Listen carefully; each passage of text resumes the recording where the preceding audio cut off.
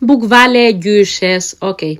Nuk isha buk tani të hupët unë edhe përdora këtë bukën që ta bëj bukvalen, se më ishte tekur për bukvale dhe nuk isha buk në shtëpi që thoni. S'ka gjë çfarë do lloj buke që të kini, po t'jetë e hupët akoma më e mire, ndënjur do me thënë. Unë nuk e kisha përdora këtë, ndaj edhe do shikoni që do ta skuq vetëm me vaj. Në qoftë se keni buk të ndënjur dhe doni ta bëni bukvale, do t'i hidhni në tigan edhe pak ujë bashkë me vajin, ujë të nxehtë, që të mundet të avullojë buka edhe të zbutet nga ujë edhe nga vaj bashkë. Unë si shikoni kisha bukën të butë, edhe ndaja e bëra kështu vetëm me vaj e skuqja. Nuk e prova në copa të vogla, se më pëlqen që të jenë copa pak më të mëdhaja, se doli shumë e butë buka.